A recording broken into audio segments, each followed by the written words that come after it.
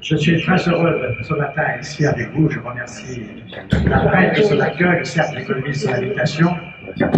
Il se trouve que je suis né dans une coopérative, que j'ai été 30 ans que mon père était un responsable agricole, un des fondateurs de Groupama et président de la Confédération de la mutualité agricole. Donc, j'ai vécu dans ce secteur-là, je réfléchis depuis un certain temps.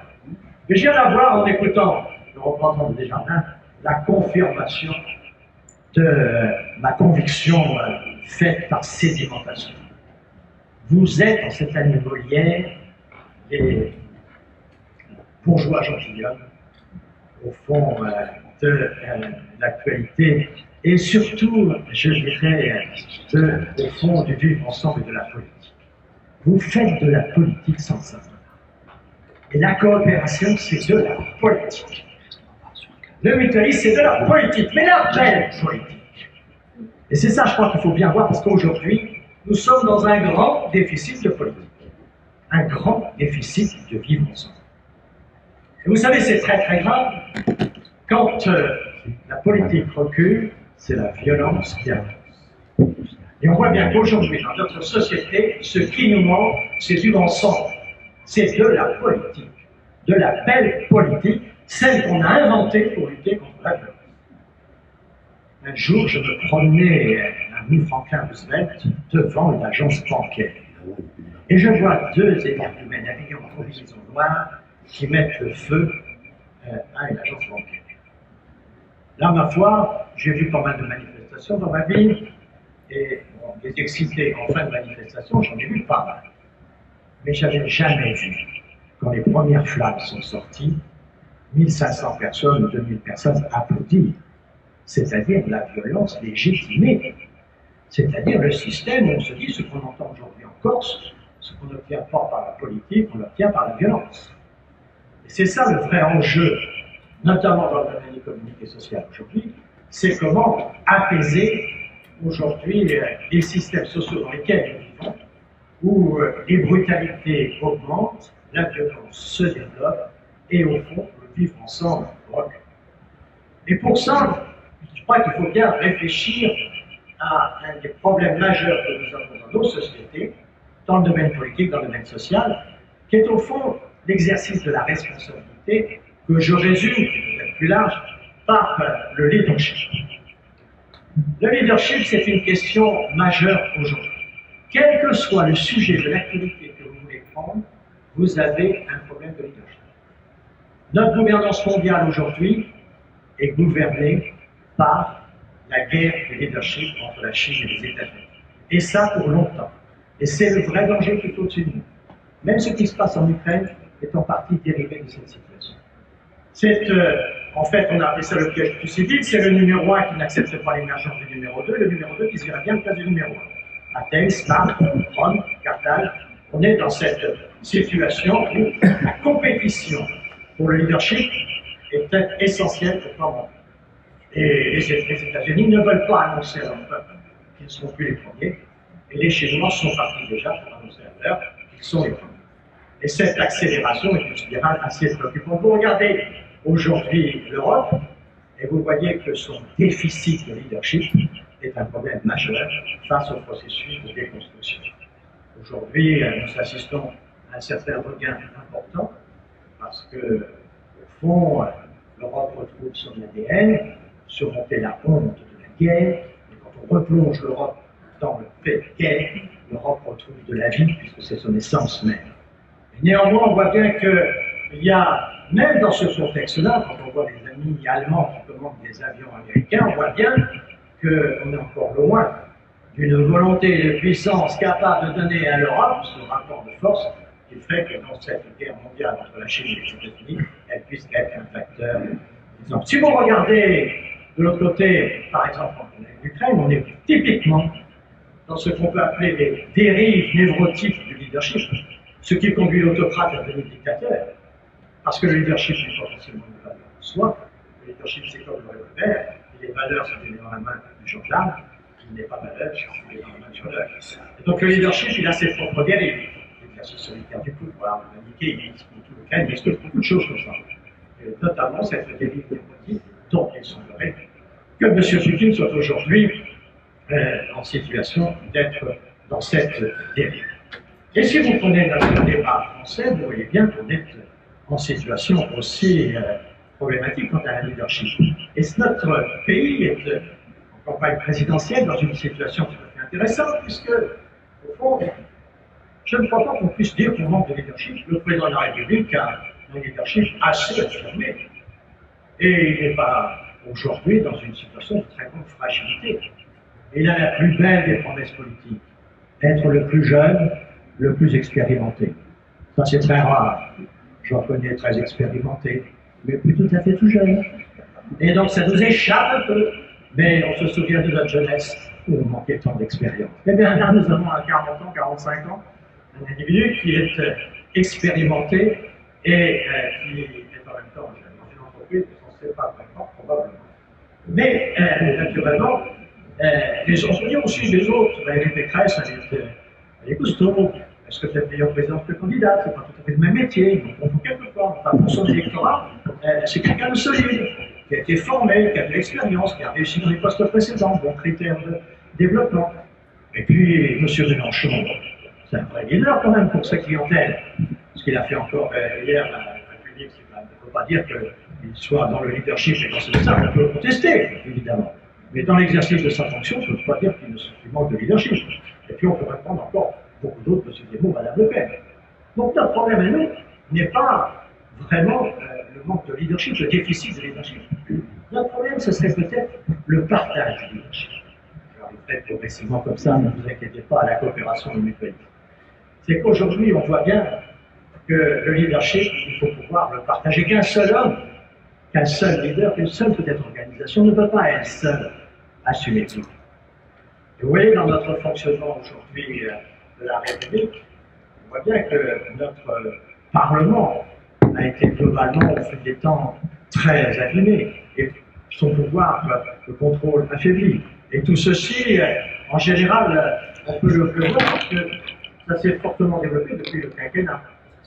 Les gaullistes qui avaient pensé notre Constitution connaissaient bien le pays.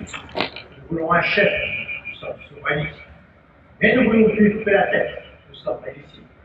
Couper la tête de la règle. Donc il nous faut une Constitution qui soit celle du chef et celle en même temps de celui qui va être la victime des événements. Et ils ont créé comme ça, à côté du président, et le suffrage universel, le souverain, le Premier ministre, le président, en même temps on regarde le président. Donc c'est la stabilité dans la rupture. Et cette imagination de constitution qui était bien pensée, était pensée avec un président élu pour 7 ans et un parlement élu pour 5 ans. On a tout mis ensemble. Et maintenant, au fond, on élit un président, on élit un chef. Dans la foulée, on élit sa majorité, et pour 5 ans, c'est foulée, il n'y a rien à voir. 5 ans, c'est trop long pour rien avoir à voir. Et donc, on voit bien qu'on est dans une situation où il faudra changer un peu les choses de ce point de vue-là, si on veut que le Parlement puisse jouer son rôle. Surtout protéger le leader. Car un leader, ça se protège. Un leader, c'est il faut éviter, il faut l'exposer. Il faut pouvoir le protéger. Le Parlement peut être celui qui protège, et notamment par la violence, celui qui peut accepter un certain nombre de distorsions pour pouvoir régler un certain nombre de problèmes. Les corps intermédiaires sont toujours très importants. Ce sont les articulations. Si vous voulez voir la fracture du bras, il vous faut les deux articulations de chaque côté. Et on a besoin de corps intermédiaires qui font les articulations des systèmes. Et on a besoin de ce Parlement aujourd'hui pour partager le leadership. Et donc, on voit bien qu'aujourd'hui, cette idée du partage du leadership, du fait qu'il nous faut une direction, il nous faut the big picture, il nous faut cet élan, il nous faut cette incarnation, il nous faut cette capacité de l'idée d'emmener dans cette direction, faire en sorte que la destination soit compatible avec le chemin, et que le chemin soit compatible avec la destination. Il nous faut tout cela, mais il nous faut partager les responsabilités. Et le leadership, il a un certain nombre de défauts que je trouve assez bien corrigés par le mutualisme et la coopération. Le premier des défauts, c'est l'exercice solitaire du pouvoir. La France l'a connu, il a été dénoncé en son temps, et au fond, c'est une tendance dans la Ve République qu'on voit se développer. En tout cas, on peut constater que les pouvoirs du président de la République sont quelque peu élargis. Je pense être l'un des derniers, sans doute le dernier des premiers ministres, qui a eu un président qui respectait le domaine préservé, tu m'avais dit, jusqu'à 2 millions de personnes dans la rue, c'est toi. Après, c'est toi. Donc, c'était un partage assez clair, l'économie sociale, plus l'argent, etc. Tu as. Et donc, mais progressivement, le président a voulu tout prendre et se donner des responsabilités. Et, au fond, De Gaulle disait que maintenant c'est l'homme en charge de l'essentiel, moi je suis en charge de tout. Et donc, on voit bien qu'il manque de partage, on a des tendances à cette hérite solitaire du micro. Oui, j'ai entendu. La légitimité partagée, ça c'est quelque chose qui existe. Moi j'étais frappé parce que j'ai d'abord eu des responsabilités dans le domaine de la coopération, j'ai fait des coopératives laitières. J'ai toujours été intéressé par ce rapport entre président et directeur, avec les sociétés, avec ce qui est de la politique et ce qui est de la technique, et que les deux soient suffisamment équilibrés pour ne pas être fait ni dans l'un ni dans l'autre, mais que quand même, c'est au fond, ce vrai partage à la légitimité est une des sources qui est très importante dans l'organisation de il ne faut pas pouvoir penser au choix tout représenter. L'incarnation, quelquefois, elle peut se faire à plusieurs. J'ai souvent vu cette capacité dans les caisses régionales, dans les processus d'organisation, dans toutes ces assemblées générales, et dans tout ce dialogue qui bien souvent apparaît comme de la perte de temps, bien souvent apparaît comme quelque chose qui est coûteux, et au fond, une fois que ça va être respirer, et sans respiration, on va investir. Une légitimité partagée, bonne réponse à l'exercice solitaire. Voilà. Ensuite, la tentation manichéenne. Dans un leader, ceux qui sont avec moi sont les bons, ceux qui sont contre moi sont les mauvais. À partir du moment où on est dans un système qui est un pouvoir, il y a une forte dimension démocratique dans la coopération, dans l'unité, qui fait des processus collectifs, il y a certainement de dispositifs. On est là, au fond, dans une situation, bien sûr, il y a toujours des bons et des mauvais, mais il y a quand même toute cette masse de gens dont le rationnel est déterminant, qu'on appelle la sagesse sur simplement de la raison pour quelqu'un qui a des intérêts dans un dispositif, que ce dispositif avance dans la bonne direction, ça apaise, ça donne un équilibre, et ça évite cette tentation manichéenne qui s'arrive à la mentalité du souvent à l'échelle. Voilà aussi, comme défaut de leadership, souvent la surexposition dangereuse des leaders. Dans une société où maintenant tout le monde est journaliste, tout le monde est communicant, tout le monde montre les informations, tout le monde veut les discussions, tout le monde est acteur comme ça, il faut que le management soit aussi puissant en son action, de protéger de toutes ces pressions externes qui sont quelquefois malveillantes. Et en général, la meilleure de toutes les protections dans un univers comme ceci, c'est la sobriété des comportements, la sobriété des communications. Et la collégialité et l'organisation et les responsabilités du mouvement mutualiste donnent cette sobriété qui me paraît très importante. Et puis, il y a l'hubris du pouvoir. Naturellement, on y voit, ça se fait quelquefois dans notre monde économique et financier. Eh bien, au fond, on peut y remédier par la collégialité de la responsabilité. Ça me paraît être des voies d'avenir. La dictature de l'immédiat, haute violence du leadership souvent, au fond, ce qu'on pourrait appeler, ce que Edgar Morin appelle l'écologie de l'action, c'est-à-dire au fond la conséquence de l'action prise comme donnée de l'action. Et au fond, c'est ce qu'on appelle aujourd'hui l'impact sur les grandes courses. Cette valeur-là, au fond, elle est prise en compte globalement parce que, au fond, on n'a pas que des soucis d'immédiateté de résultats trimestriels qui sont toujours très importants, mais avec des sociétés, avec des partenaires qui eux pensent à leurs enfants, qui eux pensent à... On a quand même à la fois des racines dans le passé et à la fois quand même des perspectives, des générations auxquelles il faut être attentif. Je crois que le président s'est terminé sur la jeunesse, je pense que c'est quand même une chose très importante d'enjamber dans le management des générations. Et au fond, le mouvement coopératif, le mouvement, notamment parce que les structures, souvent en région, les structures familiales, tout ça sont très impliquées, naturellement dans l'agriculture, mais pas seulement, très impliquées dans ces passages de terrain et dans cette nécessité d'avoir de moyens et de long terme. Voilà pourquoi je pense que la culture du mutualisme, la culture de la coopération, c'est une culture de vivre ensemble. Naturellement, la politique, c'est pas la mode, alors de vous dire que vous faites de la politique, ça ne vous fait pas forcément, je comprends bien ça, mais trouvez d'autres moments pour mettre le vote, votre culture qu'on en a besoin aujourd'hui dans la société, parce que cette forme de déculturation qui est en fait une sorte de fin de politique, de fin de débat, une assemblée inclusive, c'est ça qui est spectaculaire. Si ce n'est pas dans l'assemblée, ça sera dans la rue.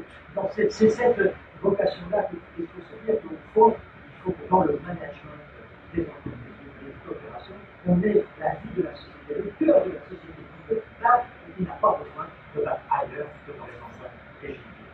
C'est pour ça, je crois, j'ai toujours pensé que toutes les entreprises ont une part d'action, une part de mérite national, une part d'intérêt général français.